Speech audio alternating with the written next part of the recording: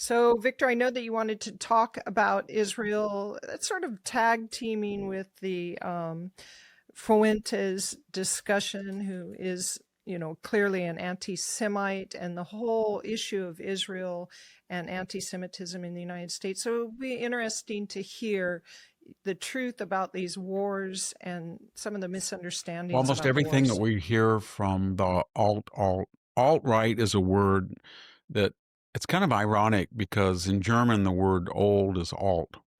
So, and we use the same term for the Buchanan paleo old. That's a Greek word. But so everybody thinks it's alt-right, the old right, old-fashioned. No, alt means alternative right. I would call what's going on now the alt-right, the alternative to the alternative, because these are different even than the Buchanan right. So almost everything that Nick Fuentes and that group says about Israel is untrue. So they say that neoconservatives and Jewish interests got us into the Middle East wars, Gulf War I and II.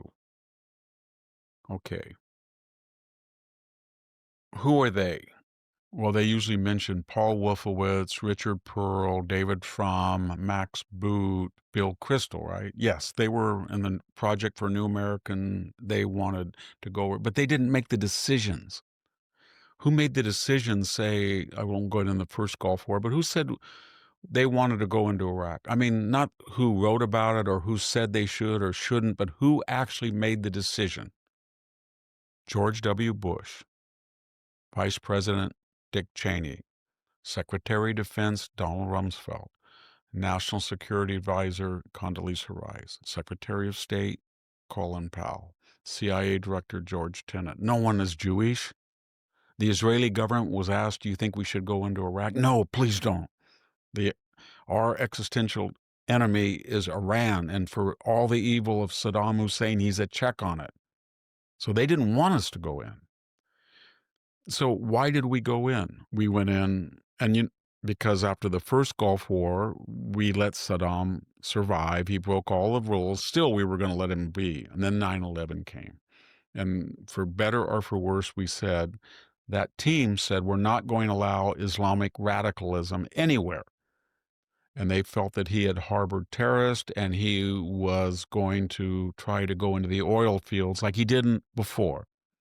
And remember, in the first Gulf War, we didn't go into Kuwait because Israel said so. Israel was, they were sending Scud missiles at Israel. Israel didn't attack them. And we were saying, don't attack that. Don't reply. We'll reply. You can't defend yourself. We will defend, but not you. We're going to attack Saddam. And remember, people ask James Baker, the Secretary of State, about. He said, "F the Jews. They didn't vote for us." So there was that's crazy. So then why do we support Israel? Well, Tucker said that he hated Christian Zionists more than anybody. And I don't know what he meant by that. He meant, when I hear that term, I don't come, uh, Karl Rove and John Bolton? I don't think so. I mean, they're more secular politicos, but he mentioned, um, former Governor Huckabee, who's now the ambassador. I am a person of Christian faith, but I don't support Israel because that's the birthplace of the Judeo-Christian. I mean, that's something to consider, and I know a lot of people do, but I don't come from it as the alt-right accuses people. Well, they're either a bunch of Jews or they're kind of crazy Christian Zionists, and they get us into this war, and they want us. No, I do it from U.S. self-interest. So number one is Israel is a constitutional parliamentary republic. They have elections. There's no elections in Ukraine right now. We tell Ukraine, and I'm for all helping Ukraine not start World War III, but defending itself. But they have canceled elections. They have canceled political parties. They have censored the media. We have told them no ceasefires, basically, until Trump came in. We tell Israel, ceasefire, no collateral damage. You have to have elections. So The second thing is, so it is a parliamentary democracy surrounded by 500 million Arab Muslims, not one democracy or parliamentary republic among them. And then you ask yourself, well, we give them all this money, Victor, 3.5 billion a year. Yes, we do, in military aid for 10,200,000 people. That's a lot. However, it's a return on our money because we get a lot of high quality intelligence from their intelligence services. Number one, when we give them F-35s, they don't call us up and say it's broken like most countries. Or how do we do this? They improve it and then they call us up and say, if you do this to the F-35, it works even better. When we are working on the Patriot system, they said, listen, we have done Iron Dome. Now we're working on Iron Beam. We have Arrow. This is valuable. It's in your interest and our interest. So they share technology with us. And more importantly, as I said before, radical Islamists killed 3,000 people on 9/11. They killed over 300 at the embassy and the Marine barracks. Hezbollah did.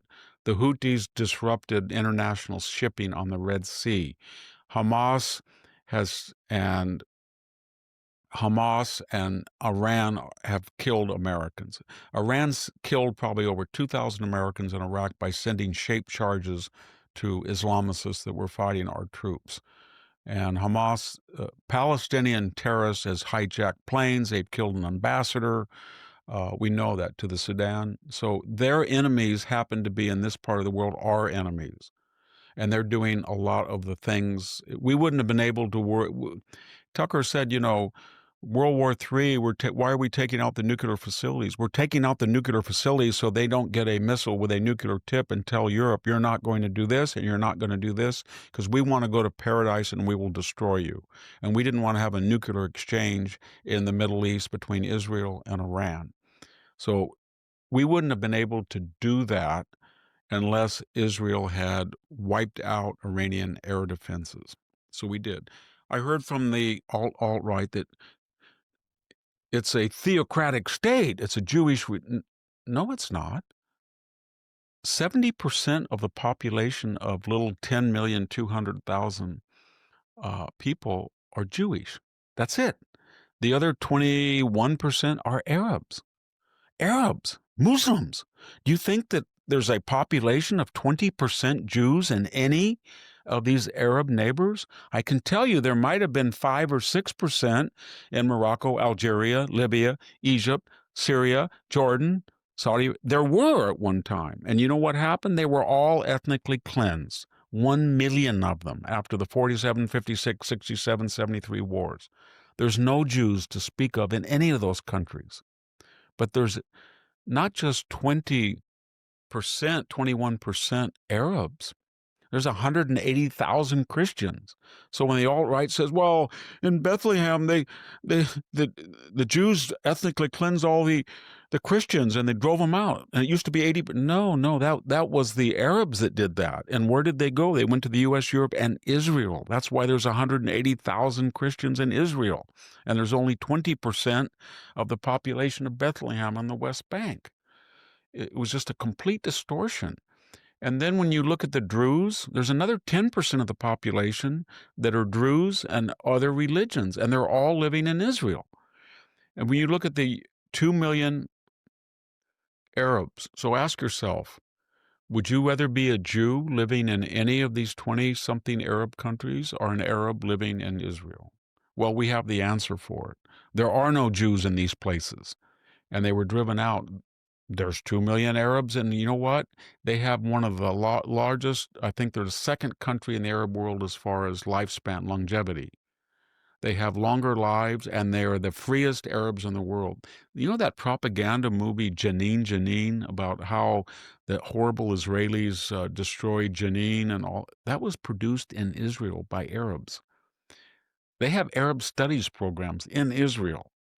Nobody thinks of that. And then you think, well, the country's dependent. No, it's not. It's GDP now.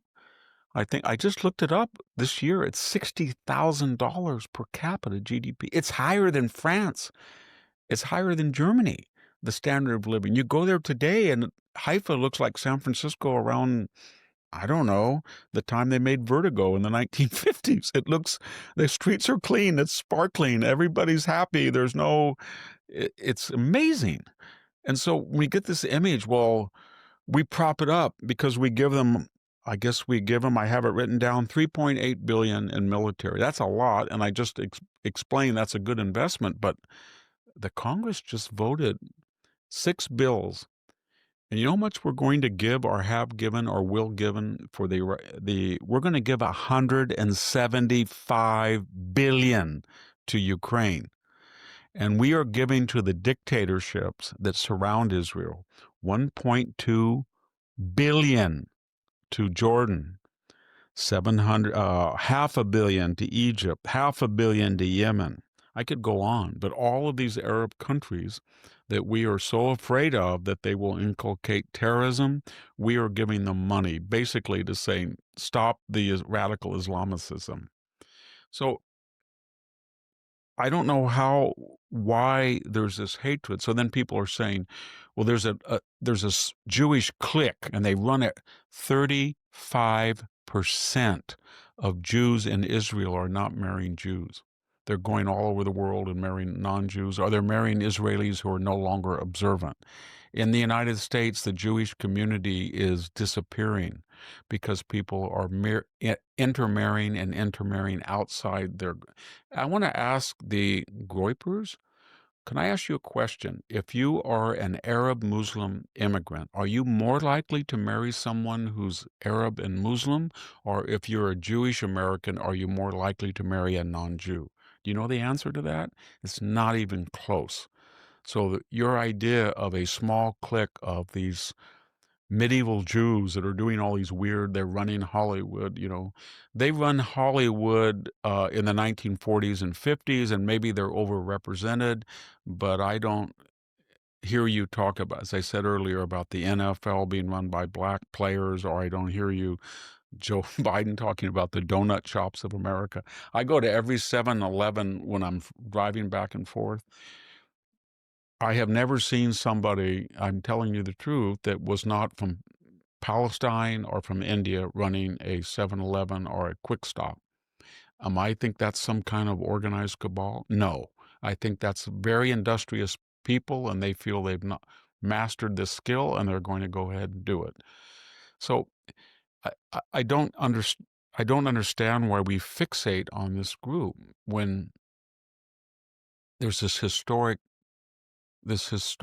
hatred of them, and I know why we're doing it. As I said earlier, we're doing it because this new generation of young males has been treated terribly, and they have been the generation that suffered the most from reverse discrimination in hiring, in admissions to college. 60% of the student body are female women. They have this weird, bizarre, provocative Victorian moral code our society does, where we encourage people to sexualize themselves. And then when you have intercourse, all of a sudden you revert to Victorian protocols of you looked at me the wrong way, or at the office, or after we had sexual intercourse, you didn't call me, therefore you harassed me. It's bizarre. And I understand all that. And AI is hitting this generation, but it was not the Jews that did this. And Israel is not being supported by the United States because of a Jewish cabal, and it's not being supported by the United States by Christian Zionists that Tucker said he hated more than anybody in the world, more than the Nazis, more than, I don't know, Al Qaeda. And it's not being supported by any dark group of people in the shadows. It's being supported because it's in our interest.